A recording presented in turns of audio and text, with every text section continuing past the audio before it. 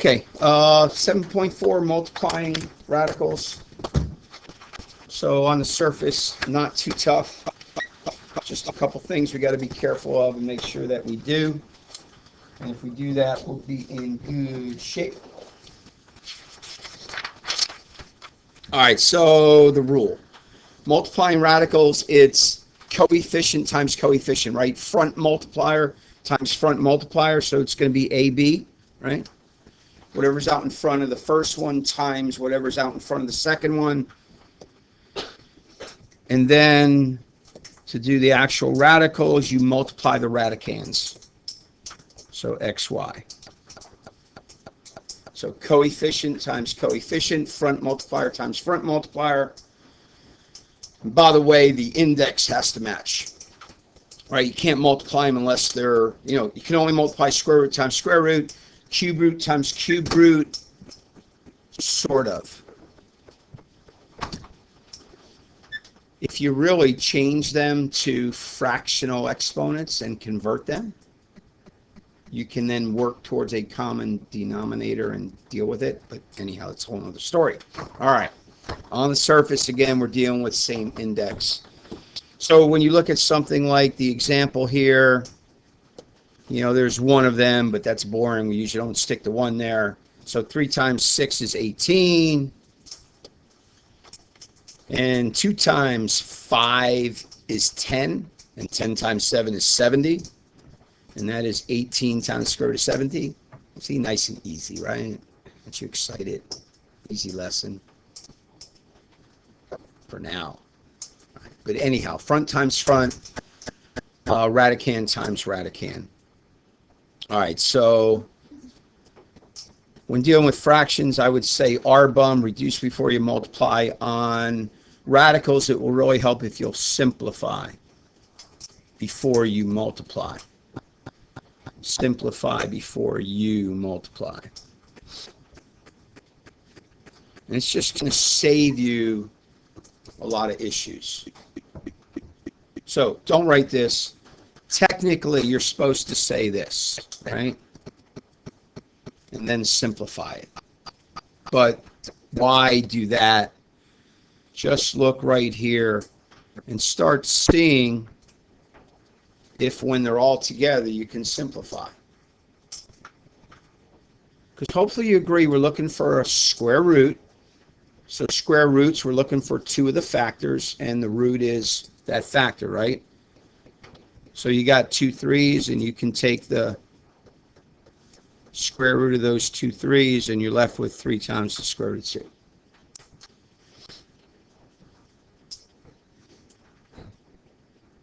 So here's what you don't want to do. You don't want to say the square root of 18 and then have to factor the 18 to simplify it. Okay, just don't go multiplying everything out and then unmultiply it to simplify. It doesn't make any sense. You're going to multiply it, then you're going to unmultiply it. Well, why? And especially when they get a little bit more involved.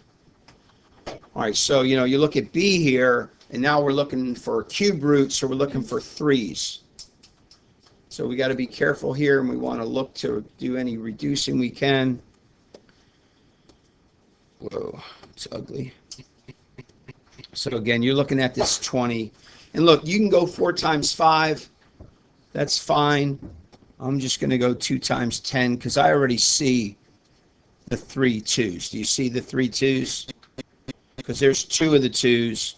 And you'll get the third one from over here.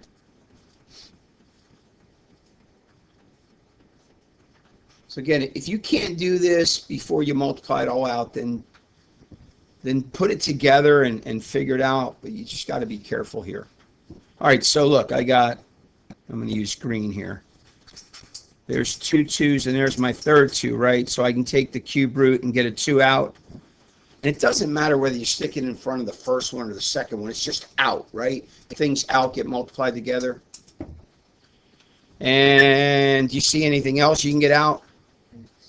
Right, you can get an x out because there's 2 x's in the front one and an x in the back. So the cube root of x cubed is x, and we get an x out. Again, notice I do cross out the things that I factor and I cross out the things that I take the root of.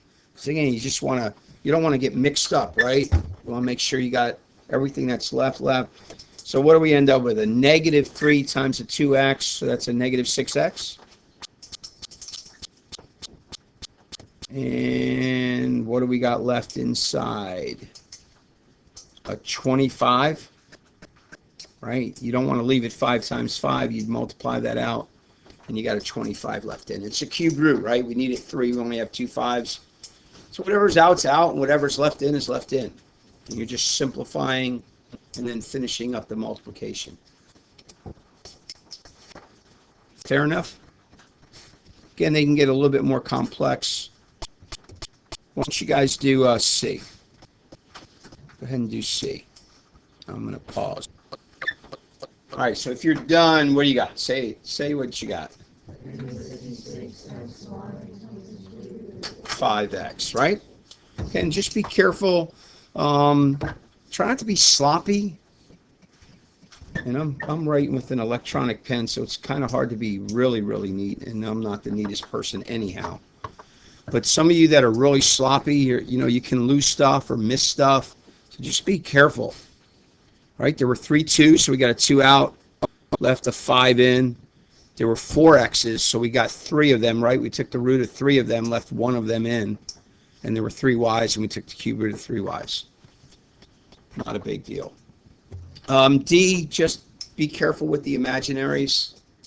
You just have to be careful here because obviously, whoops. You're getting I'll do it in green. You're getting an I out here for that one, right?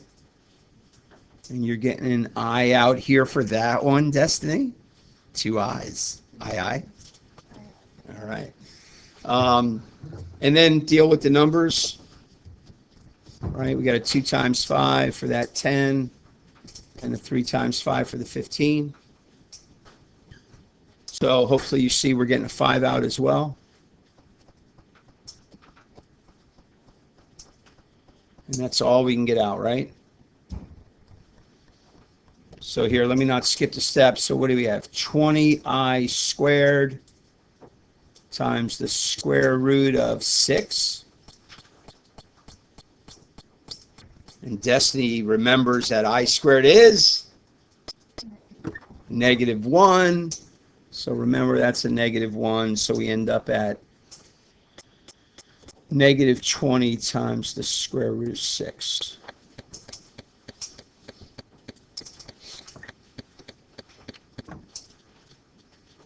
So the imaginary brought us back into the real.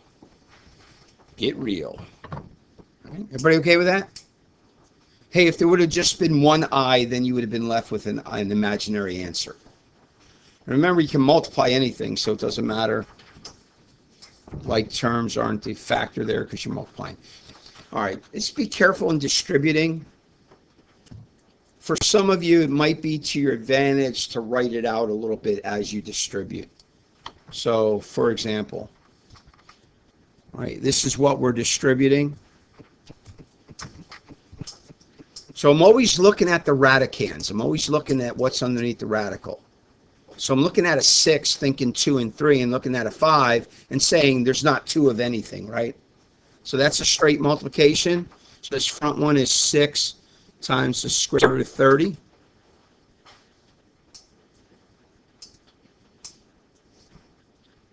But now be careful on this next one. Because a 6 has a 2, and the square root of the 3 is times the square root of 2. So for clarity's sake, let's just do the fronts as a negative 9. And let's do the radicand as 6 times 2. Again, some of you can do that in your head and you'll be okay. But if you can do it in your head, but you make a mistake half the time, I wouldn't advise doing it in your head. That's too high of a mistake rate. So just be careful. So we'll come back and finish that thing off. And then the last one is what? Straight multiplication plus 15 times the square root of 6.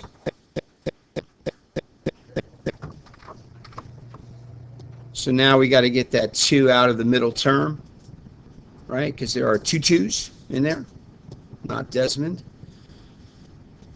We get a 2 out. And so we end up with 6 times the square root of 30 minus 18 times the square root of 3 plus 15 times the square root of 6. Is it possible that you might have to add like radicals at the end? And the answer is yes. Sometimes you'll have like radicals to add up. You just got to be looking out for it and be aware of it. So it can come up, it can be possible. So if you look at B, I would do some simplifying before I do all my multiplying. Because that can be simplified, right? What's the square root of negative 4? Say it if you know it. That's a 2i, right? So that term is really a 6i. So I'm just going to make that a 6i. And in the back, we got the same kind of issue, right? The back is a 3i. So now we're multiplying a 2 plus 6i times a 5 minus 3i. And we know how to multiply binomials. So we're just distributing. 2 times 5 is 10. 2 times a negative 3i is a negative 6i. Do the back pair in black. 6i times 5 is a 30i. Again, I like to line up my eyes. And in the back, we get a negative 18i squared.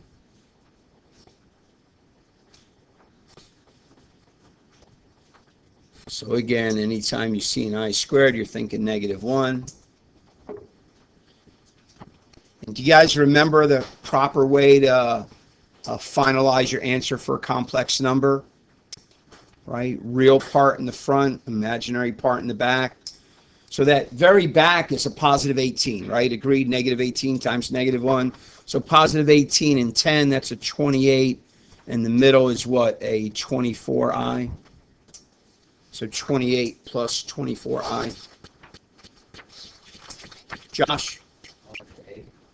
I would could you simplify the square root of negative 18 times square root of 3 and then 15? You can't, because these aren't like terms. You can't add them up. And you're not, okay, I get you now, Josh. So watch. If this were the problem, let me go higher for you. If that were the problem, if it were multiplication, you're using a 3 from here and a 3 from there. But right here, it's addition. And that's why you can't. Okay? All right, so be careful with this kind of scenario. For some reason, students always want to just multiply the front and multiply the back, and that's not what it is, right? This is 2 binomials. So again, just be careful. This is another 2 times the square root of 2 minus the square root of 6, right? You can't do the shortcut. You got to distribute. Okay, and there's lots of simplifying here, so I'm going to pause.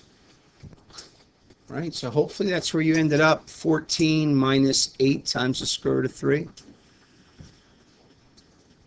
The front term, I tried to do it in order there for you. The front term is an 8, right? 2 times 2 is 4, and the square root of 4 is 2. 4 times 2 is 8, right? The second term, I just did front times front and left the radicand so you could see how that becomes a negative 4 times the square root of 3, right? Again, you got this 6 here, right? Which is a 2 times 3, and then you can get a 2 out. Same thing in the back, in this middle term, second middle term. Again, you can get a 2 out of that one. And then you're adding like terms. 8 and 6 is 14. Negative 4 of them and another negative 4 of them is a negative 8 of them. Just don't get confused between adding and multiplying. How many got that right? Okay. And if you didn't, take note of what's tripping you up, what's giving you issue. Where am I making my mistakes? And then you got to focus there and see if you can eliminate that. Any questions on that one? Okay. Don't forget that's two binomials. Pink. What's up with that? I don't like pink. You can wear pink if you want. I'm not using pink. All right, number 4. Number 4, to simplify, seek like bases. All right, so again, like yesterday with the addition, now we're going to kind of do a similar thing with multiplication. Seek like bases and apply the exponent properties. So what do you notice on A right away? All right, hopefully you notice that 9 is a 3 squared, right?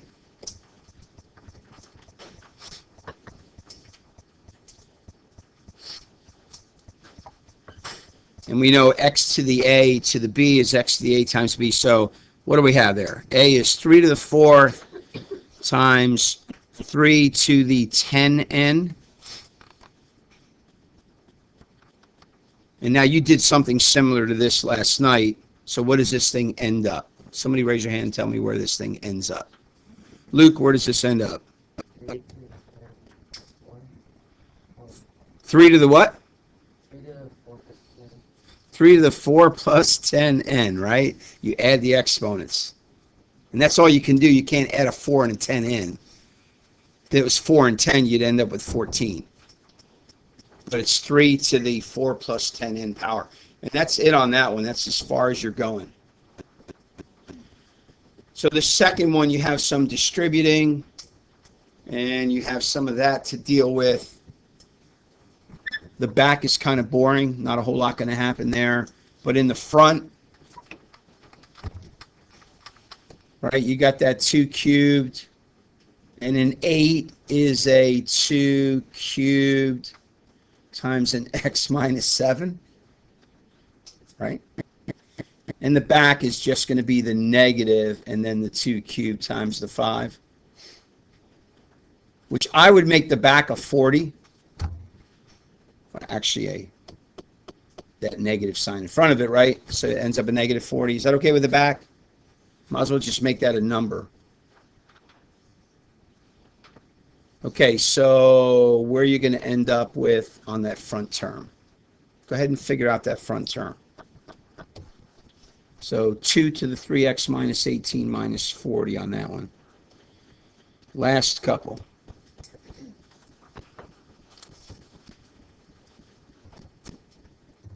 Okay, so now we got a square root times a cube root. Technically, we cannot do it, right?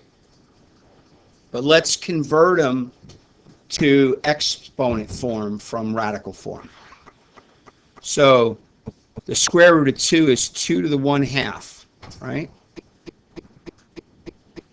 Let me remind you where that came from.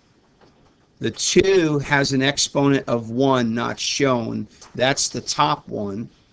The index is 2 not shown. That's the bottom 2, right? 2 to the 1/2 power. And now we're going to multiply that times 2 to the 2/3 power, right?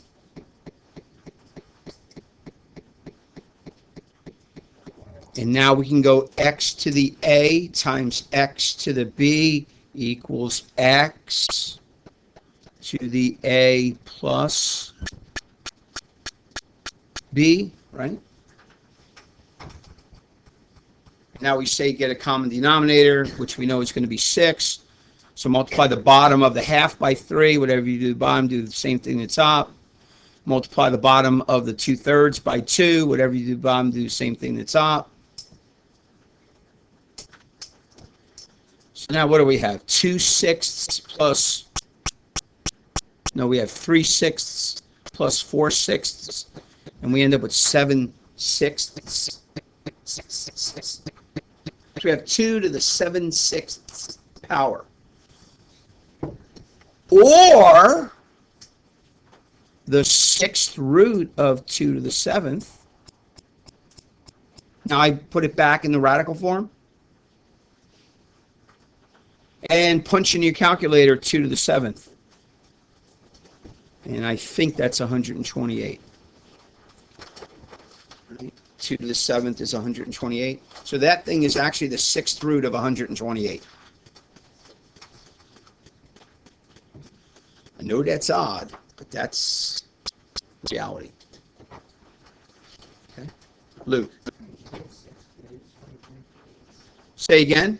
Could you get 6 to 128 when you'd like to factor in it? Mamma mia. I like that like 1,000 times better. Let's do the 6th root of that 2. How about 2 times the 6th root of 2? Awesome. The rest of you are drinking Kool-Aid. Right? Do you agree we could simplify that, right? 2 to the 7th is 2 to the 6th times 2. So much better. Now we're all the way down to 2 times the 6th root of 2. I like that. Okay, for time's sake, let's skip B. It would be similar, right? Same concept, same idea. Although I will tell you this, if you think of the 9 as a 3 squared, now you get the like base that you need, right? Because you got to have a like base. And that is at issue. All right, and then C, so it's going to be x to the 2 thirds times x to the 1/5. Let me go higher for you guys. X to the 2 thirds, right? Times x to the 1/5. Again, the radicand's exponent divided by the index. Common denominator is 15. Multiply the front one by a 5 on the bottom. Whatever you do bottom, do the same thing on the top. Back one by a 3 on the bottom. Whatever you do bottom, do this. Right? Because we're trying to get a 15 denominator. Do the same thing on the top. So now we're really at x to the 10 plus 3 over the common denominator of 15, right? So we're at x to the 13/15. Or the 15th root of x to the 13th. Beautiful. I love it. What a fun way to start the day. Isn't that awesome? What could be better? Only thing better is let's have a quiz tomorrow. That will really be an awesome way to have tomorrow. Josh? Yeah, but the book may want you to leave it as a fraction. I'm not sure. You'll have to see what the book wants you to do.